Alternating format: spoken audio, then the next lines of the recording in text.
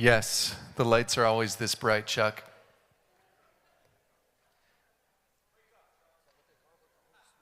I don't think so. Yeah, it won't. Well, good morning, everybody. Thank you for being here. Hopefully you had a couple of minutes to grab a cup of coffee and a cookie if you were fast and lucky. But we are here for our town hall to talk about missional exploration. And before we really jump into that conversation in earnest, Chuck, would you mind opening our time on a word of prayer? Putting you on the spot right away. Let's turn to the Lord for prayer. Our Heavenly Father, we know that your presence is here. We feel your presence, and we look to you for guidance as we discern how you would have us use your gifts you've given us. As we look at the past several months of discerning how you would ask us to use this property, we just thank you for leading us. And now as we move to the next phase where we can move forward trusting that you go before us, that even though answers may not always be ready yet, they will be waiting for us at the appropriate time. So, Lord, thank you for the enthusiasm, the excitement, and the willingness of this flock to listen to you for your guidance, for your wisdom, and we ask that you will go before us. We pray this in your Son's name. Amen. So I'm joined here by Chuck DeWitt and Bill Veldboom, who've been members of the Missional Exploration Team. Just a word of introduction and welcome to them. And a few more points of introduction just to frame our meeting this morning. One, our plan is to share this morning about the missional exploration process, specifically where we've come from, where we are today, and where we're going. Two, this meeting is being video recorded to be released at a later date. So if you know of folks who wish they were here, unable to be here, do spread the word. That will be shared via email and the link being shared early this week. Three, we'd love to be able to field questions and offer responses to them about all things related to missional exploration, which brings me to number 4. We do have a hard stop at 11:45. So I want to say now that if we're unable to field your question in the allotted time, we and other members of the missional exploration team will be up front here to dialogue but beyond 11:45. So first, where we've come from. In the conception of this missional exploration process and project, we go back to the Church Renewal Lab. And specifically, there are three, in my opinion, three applicable takeaways from the Renewal Lab. 2 key learnings in the listening phase, which was the first phase of the Renewal Lab. And the first of those is that these 2 things, affordable housing and accessible childcare, are the 2 most pressing needs in our area. That was something that we learned as we dialogued with local political leaders, nonprofit leaders, and so on. These 2 areas are so needed in our community. And number 2, partner, partner, partner. The church would do well, we learned, to partner with existing organizations that have expertise in given areas as opposed to reinventing the wheel on our own. So those are 2 learnings in the listening phase, right? These are the 2 most pressing areas in our community, and to partner, partner, partner. And then the third thing out of Renewal Lab that's applicable here is a deduction from the imagine phase. Right? This is after we established our mission, vision, and values.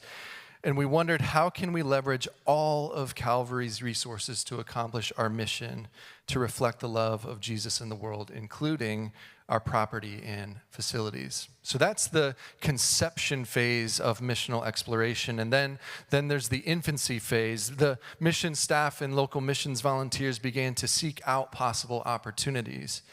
Through a happenstance connection, we began talking and meeting with a local daycare provider.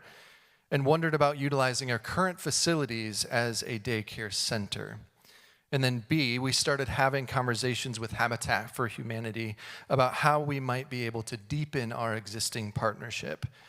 That against the backdrop of deteriorating transitional homes that we currently own.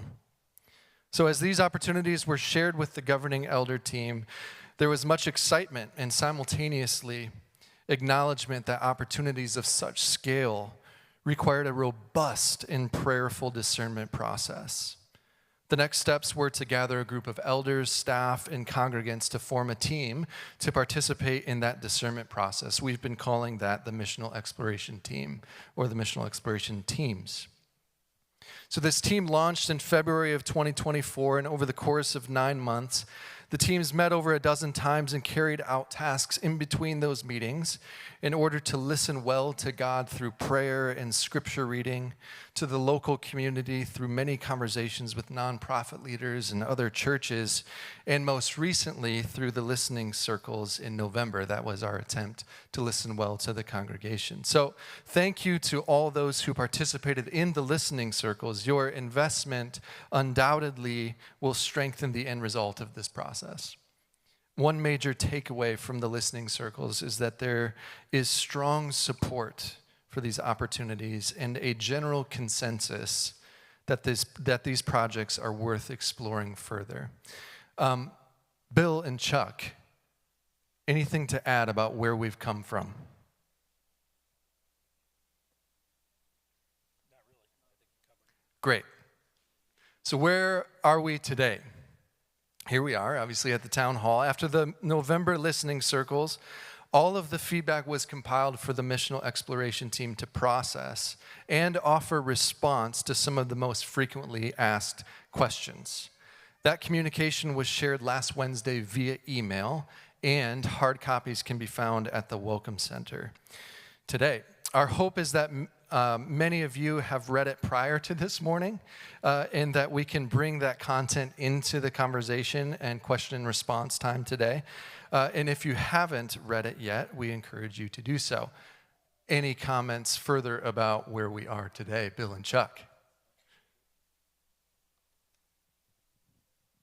As I was thinking about that, one thing that I wanted to share is from the listening sessions in that, I was really encouraged and supported by the idea and the enthusiasm and excitement that was demonstrated by those who attended that. It became very clear to me that as we have prayed over this for the last several months and that what would God have us do with this property, that this body is pretty much in unity, that we need to use this property to further God's kingdom. Still not clear exactly how we do that, but it certainly has shown me that there's a lot of unity, a lot of support, and a lot of encouragement from the congregation that we need to continue to move forward. Thanks, Chuck. And move forward we will. So next is, where are we going?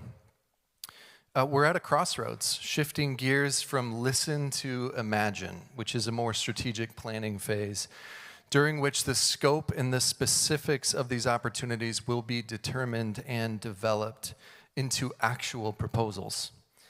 During this phase, the current missional exploration team will function more as an advisory committee, while a smaller steering committee will do the heavy lifting of strategic planning, all under the oversight of the governing elder team. Anything to add about where we're going? Great.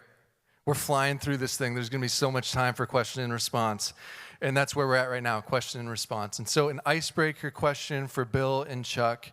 One, what have your roles been to this point on the missional exploration teams? And two, what is one key insight that you're taking away from the listen phase? I was a member of the Missional Exploration Committee, focused more on housing. We kind of divvied things up. It was clear there's a lot of support. There was discussion with Habitat.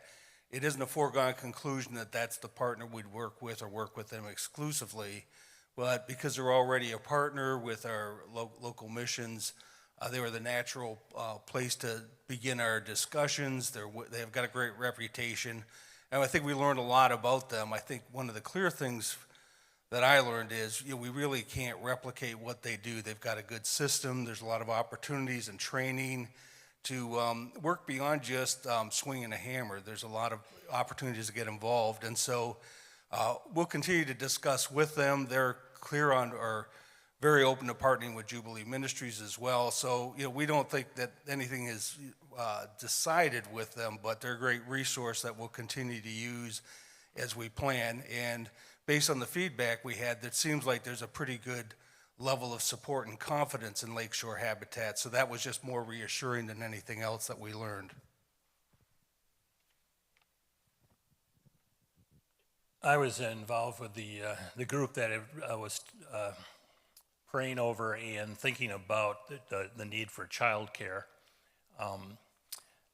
The definition of that is very loose at this point yet. There are so many different ways to get involved in different organizations. One of the more encouraging things, again, was that as we reached out to the community to understand the overwhelming need for childcare is certainly supported, and that there's several organizations that handle different childcare programs, and each one of them and every one of them is eager to work with a church, with somebody like us, to develop a program and partner with us. So finding the right fit is going to be the next struggle. Trying to eliminate all the good programs down to the one that is specific for us is going to be the challenge. But it's very encouraging to know that there's wonderful partners out there that want to come alongside us. We are open for questions. And I will do my best to repeat the question into the microphone for the sake of the recording. But not everybody at once.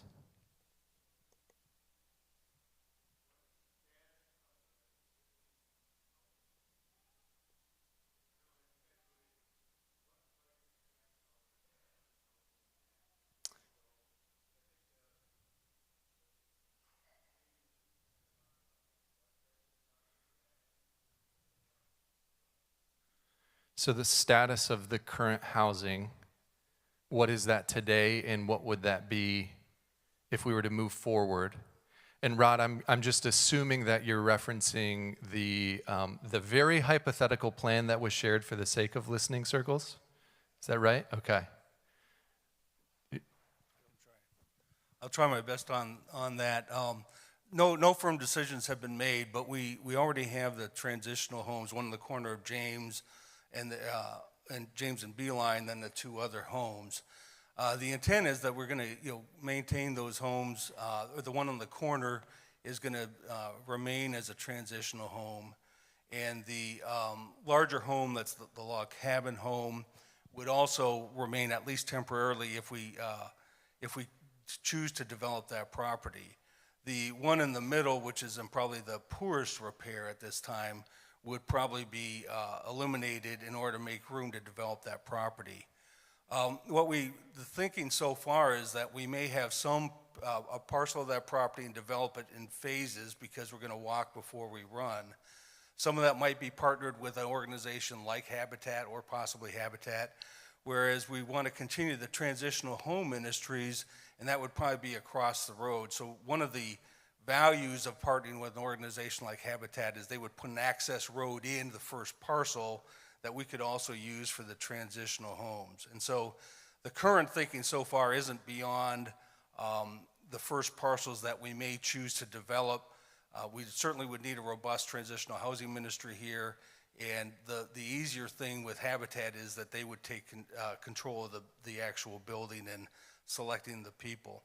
What we do with the remaining parcel is really an open question. I think we did show kind of a concept that might be used if we're wildly successful.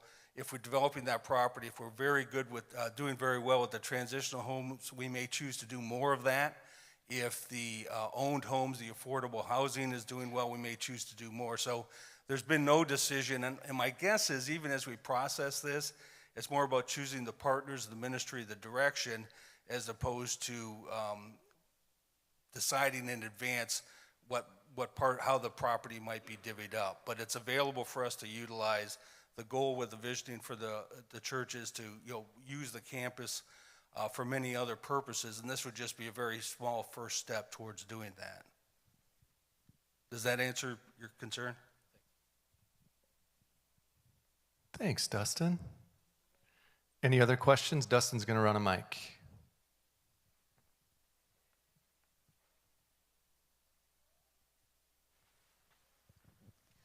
With the transition housing, because I haven't been involved in that at all, that you're talking about, is there a time limit on how long they can be in a home?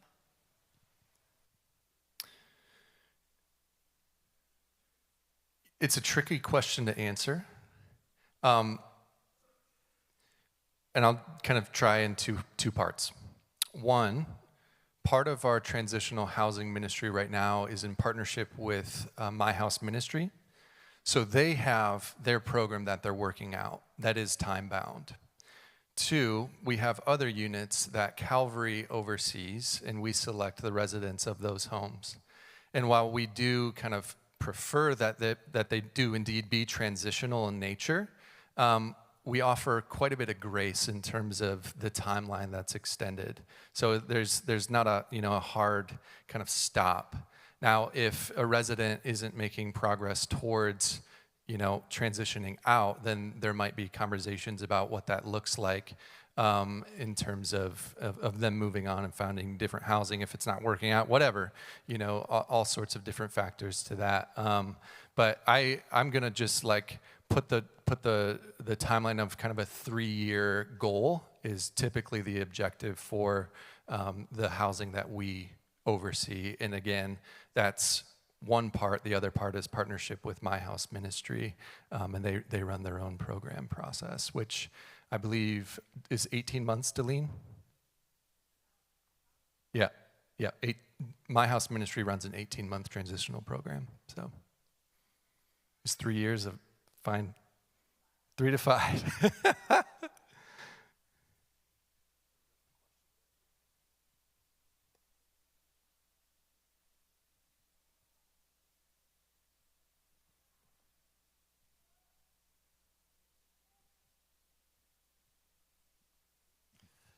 Have we looked at any other churches that have been involved in projects similar to this, where they use the church property for these kind of purposes?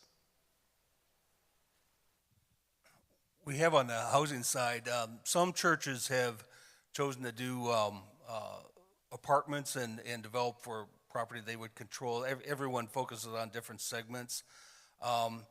And some have just donated their property to other organizations. There isn't a lot of this that's going on. We didn't have a real rich history, but we have contacted a few churches where they have done things similar to this. Ours is a little different. I think more people are interested in doing something if they have property, but they're, I think, sometimes waiting for other organizations to do it. So we are kind of on the front edge of trying to do this with housing, particularly in this area. As it relates to childcare, there's 4 or 5 different churches in the area that have had success with the programs. Little People Place is one who had an operation on the north side, but for various reasons needed to shut that down. We've talked to them. Providence, they have another operation over on Providence, which has been very effective. But part of that next phase is to do some in-depth interviewing and conversations with those other organizations, which some of them do include churches. I think there's 4 or 5 that are on the list. And one of the conversations that we had was with Madison Church in Grand Rapids. They, in one of their campuses, they were gifted basically a big old building that was the former or the previous Christian High building. And they are actually one church that has been doing in that space both affordable housing and childcare. So conversations with Madison were really insightful.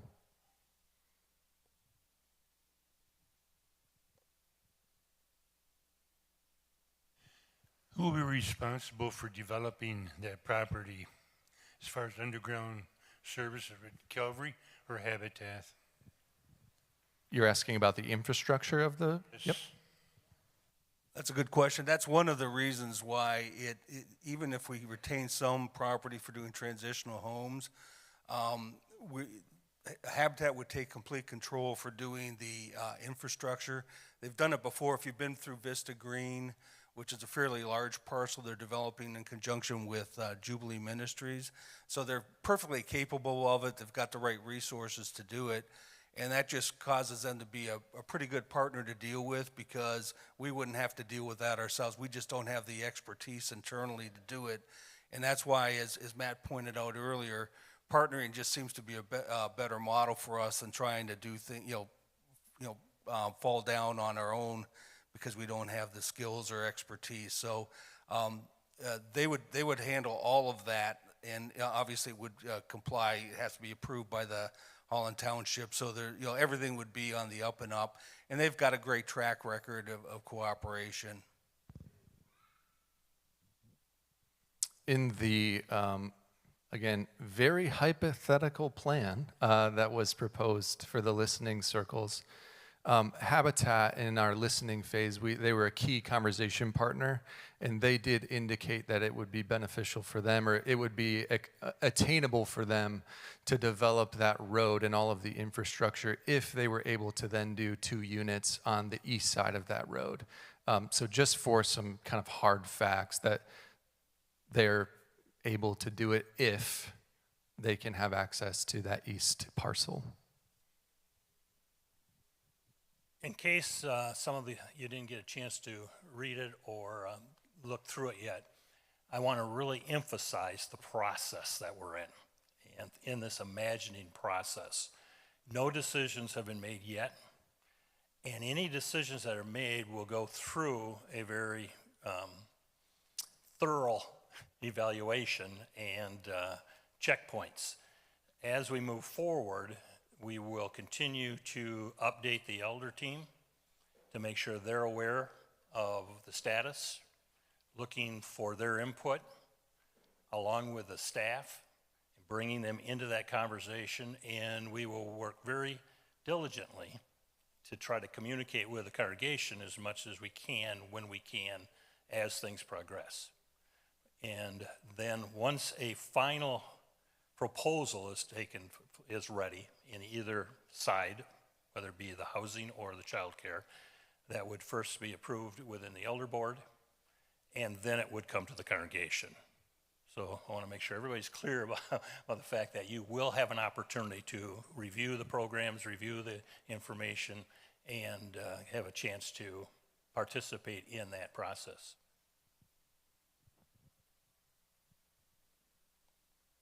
Thank you. Hi, I think it's, well, sorry, very loud. Very excited at the opportunity for us to expand our our transitional housing. At the same time, we have multiple properties that have fallen into a state of disrepair to the point where we're questioning whether or not we should keep them up or tear them down. What lessons have we learned from this? What are we going to do differently in the future to make sure that this doesn't continue to happen? No, that's a good question, and I think just the challenge of managing the transitional houses was one of the catalysts of what would we do differently. So, well, we don't want to abandon the transitional housing. That came out clear in our discovery process. What we know concurrently, we may want to learn to do that better or work through the partners. So the whole program of transitional housing would have to go concurrently with what we do with the other property, because we don't want to do more of the same. Even if we were to construct more homes, the whole question is how do we keep those up? So it's a good question. That's one of the things that clearly we need to do better in that area. And as Chuck pointed out, the proposal we have would have to be cleared through the elders. So it has to be vetted, and we have to come up with a proposal to deal with it, because clearly there's areas for improvement. One of the things that we did learn and have acted upon is the need to have essentially a property manager in place, and have been partnering with Good Samaritan Ministries to basically be that property manager and somewhat of a landlord sort of a relationship, because we learned to do that demands a lot of time and attention, and our mission staff are oftentimes, and necessarily so, called to other responsibilities. And B, it's very difficult to be both in a ministry sort of a relationship and a landlord sort of a relationship. So one of the things that we did learn is the need to bring in a partner even in that sphere, and have been doing so for the past number of years with Good Samaritan Ministries.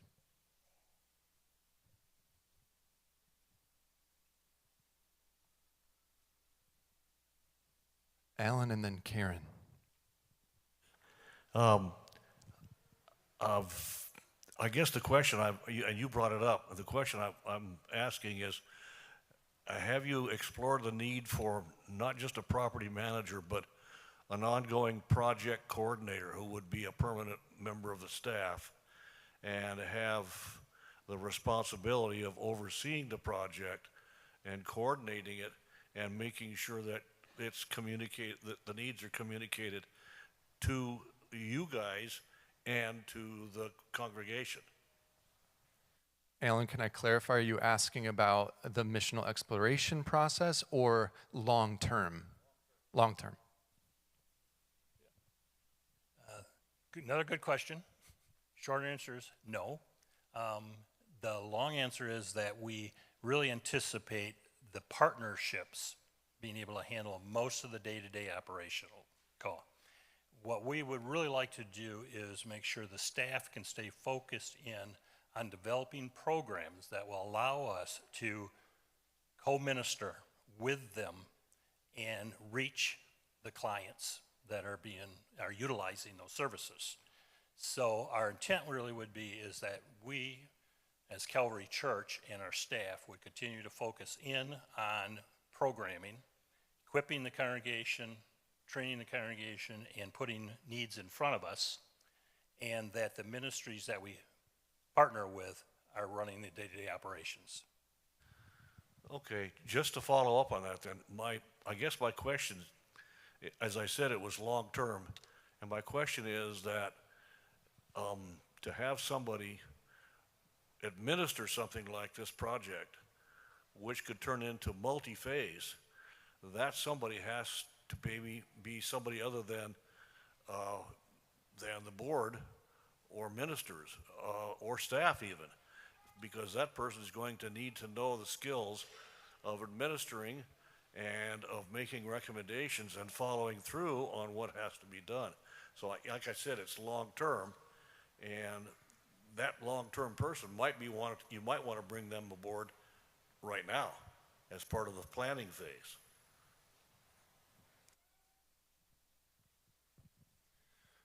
I'm appreciative of this question, and we'll take it under advisement. Karen, in the back there, Dustin.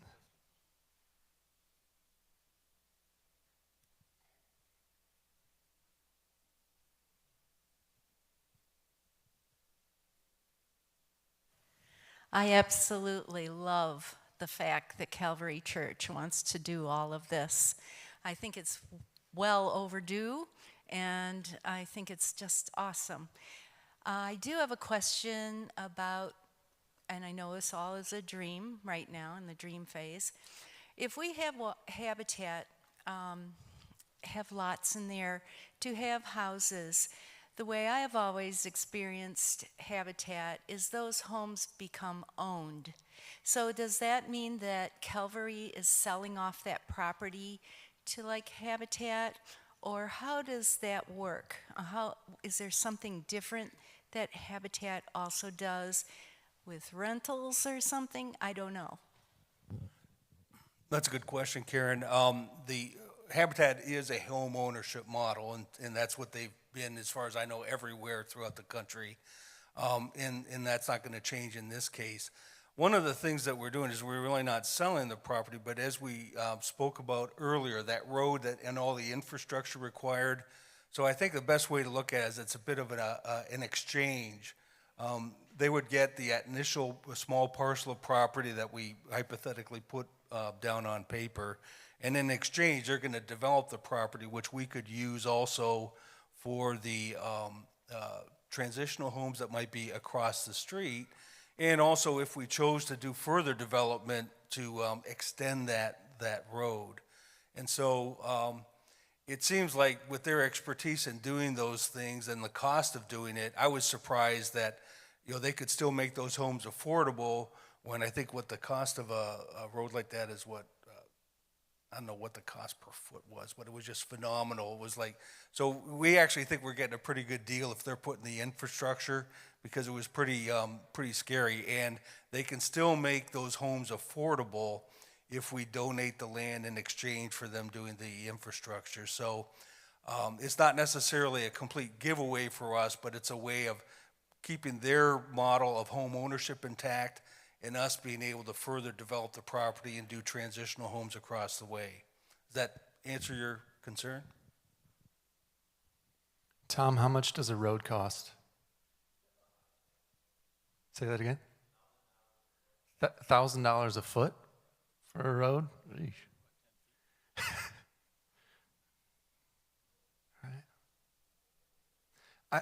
I don't know if this was underneath the question, but I'm going to just reference the FAQ communication because one of the very frequently asked questions was around retaining ownership of existing property, to which we responded, the question of retaining ownership of existing property is a complex question.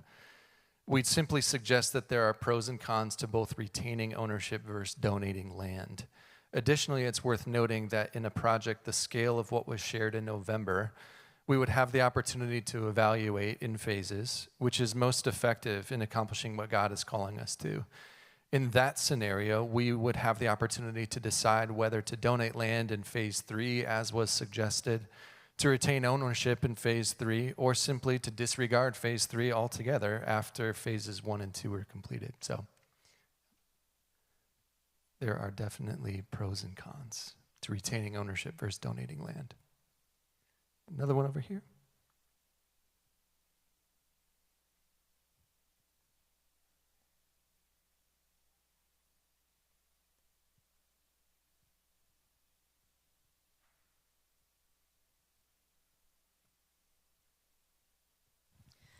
Being fairly new to Calvary, is there some place that I could see the layout of the land? You keep talking about land here and land there. I would be interested just to be able to follow you better. Hey, Zawadi, is there a chance that the slides from November are still in ProPresenter? This is a shot in the dark a little bit. Zwadi's looking that up. We'll see if we find that. I don't want to miss the opportunity either to recognize the individuals. It's in the handout also, but the people that have been involved in this process, I'd like to recognize them as we look forward here. It is Amanda Brower, Daniel Harris, Dustin Dieters, Jason Pierce, Jody Gilmore, Lisa Vanderswag, Mike Overway, Phil Haltrip, and Tom Woodhaven.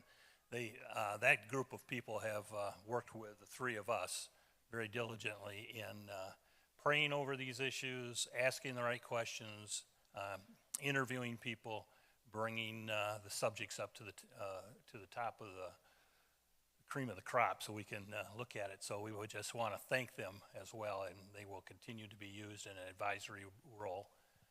And anyone else that maybe has specific interest in that can always check with one of us, and we'd be happy to include you in on the conversations.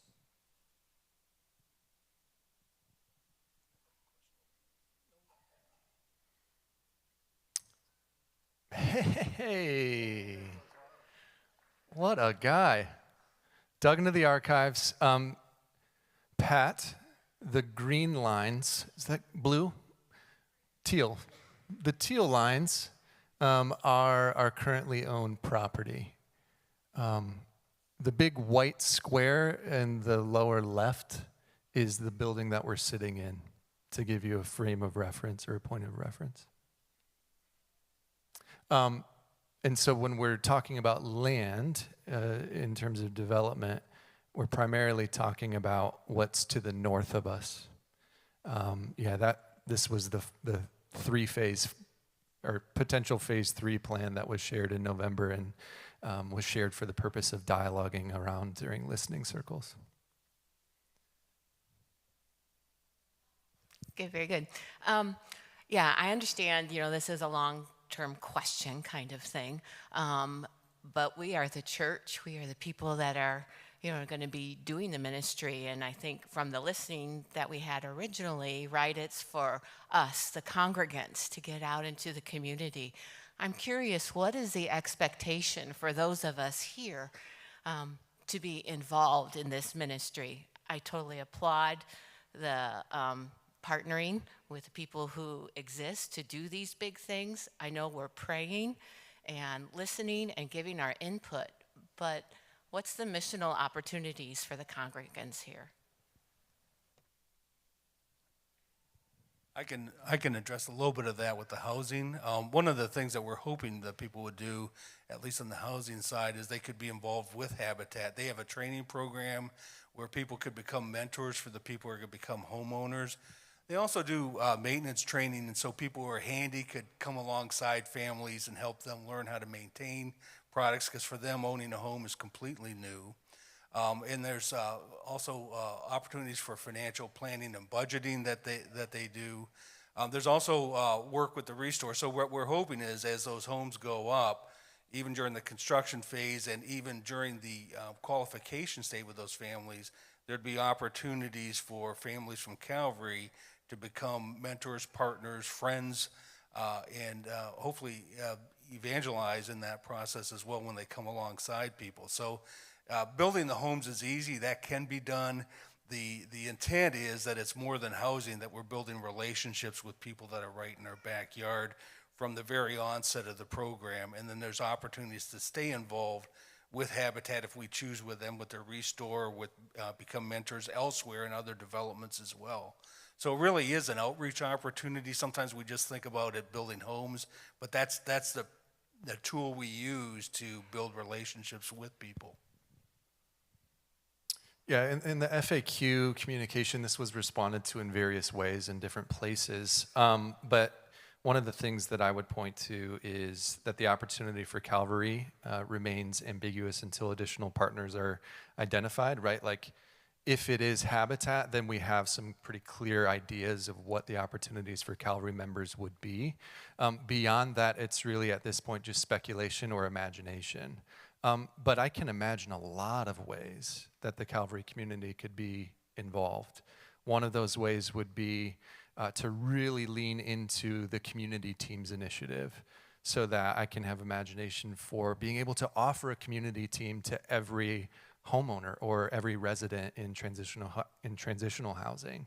That'd be a great opportunity. Or for the child care facility to offer coffee and bagels and prayer and ministry invitations to parents and kids at pickup and drop-off time. To invite them into Moms Renewed on Friday mornings. Hey, you're here for drop-off. Why don't you come over here for Moms Renewed?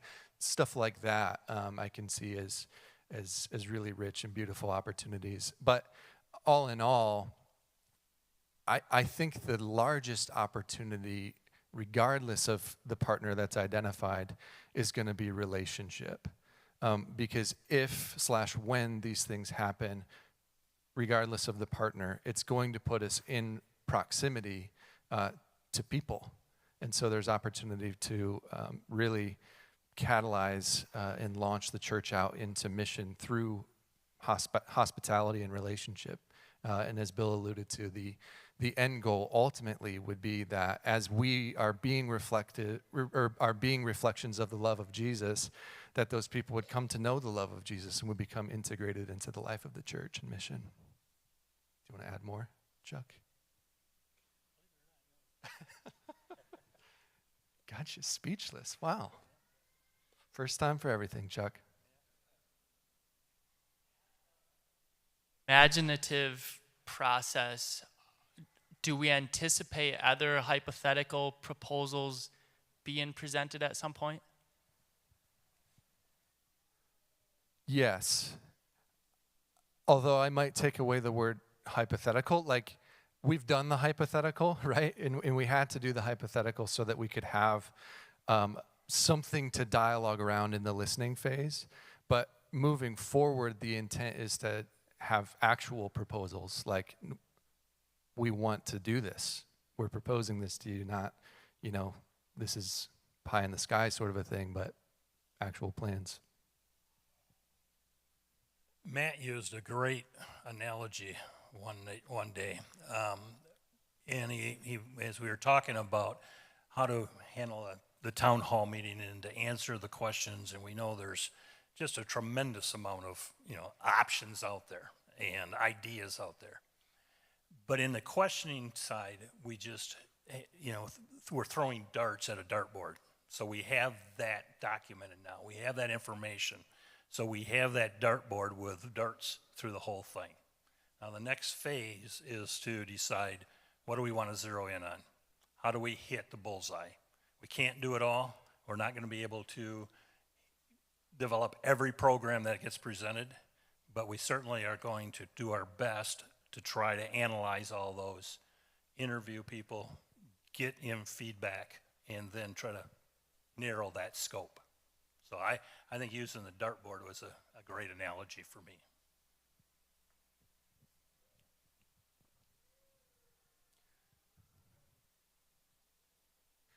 Are we hoping to move forward with both the childcare and the housing at the same time, or are we trying to hone in on one thing at a time and then do the next thing?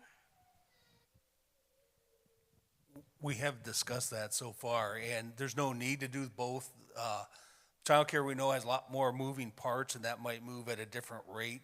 But even if we were to do something on housing, the whole process of permitting and approval, the one thing I want to make clear is nothing's going to happen real fast because the bulldozers aren't going to arrive. There's a lot of planning, so they may end up being concurrent. Isn't by design. They don't have to be connected. Both of them might involve facility in underground work, so it's going to take time and planning before anything gets kicked off, whatever we decide to propose. I had a question on your daycare. So we've been talking about 0 to 5 daycare. Are we considering anything for after they age out of that daycare, 6 through whatever, to also help out those families?